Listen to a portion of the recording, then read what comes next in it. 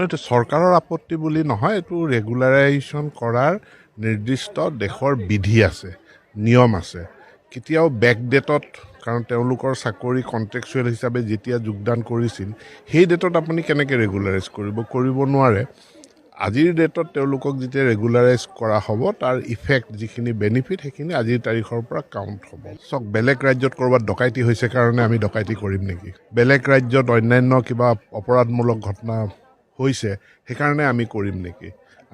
আমি অসমখন এখন আদৰ্শ, ভাৰতবৰ্ষৰ 5খন শ্ৰেষ্ঠ ৰাজ্যৰ ভিতৰত এখন ৰাজ্য হিচাপে গঢ়ি তুলিবৰ কাৰণে চেষ্টা কৰিছোঁ। গতিকে আমাৰ তুলনা কিছুমান পিছপৰা ৰাজ্যৰ লগত নকৰিব। আমাৰ তুলনা আগবঢ়া ৰাজ্যৰ লগত, এটা আগবঢ়া ব্যৱস্থাৰ লগত। গতিকে আমি যি কৰিছোঁ আমি আমাৰ বিত্তীয় বিধিসন্মতভাৱে কৰিছোঁ, আৰু ইয়াত আমাৰ যিসকল শিক্ষক আছে তেওঁলোকে কথাখিনি বুজি পাইছে, তেওঁলোকে সহযোগিতা আগবঢ়াইছে। আন্দোলনৰ কথাটো সেইটো তেওঁলোকৰ ইচ্ছা অনিচ্ছাৰ কথা, কিন্তু চৰকাৰ চাকৰি যেতিয়া কৰিছে চৰকাৰী বিধি নীতি নিয়ম মানি পেলাই কৰিছে। এইটো চৰকাৰৰ আপত্তি বুলি নহয়, এইটো ৰেগুলাৰাইজেশ্যন কৰাৰ নিৰ্দিষ্ট দেশৰ বিধি আছে, নিয়ম আছে। কেতিয়াও বেকডেটত, কাৰণ তেওঁলোকৰ চাকৰি কণ্ট্ৰেকচুৱেল হিচাপে যেতিয়া যোগদান কৰিছিল, সেই ডেটত আপুনি কেনেকৈ ৰেগুলাৰাইজ কৰিব নোৱাৰে।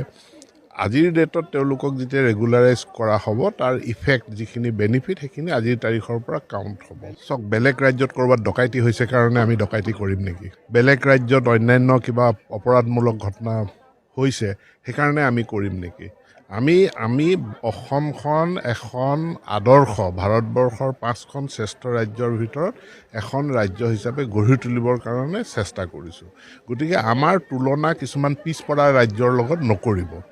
আমাৰ তুলনা আগবঢ়া ৰাজ্যৰ লগত, এটা আগবঢ়া ব্যৱস্থাৰ লগত। গতিকে আমি যি কৰিছোঁ আমি আমাৰ বিত্তীয় বিধিসন্মতভাৱে কৰিছোঁ, আৰু ইয়াত আমাৰ যিসকল শিক্ষক আছে তেওঁলোকে কথাখিনি বুজি পাইছে, তেওঁলোকে সহযোগিতা আগবঢ়াইছে।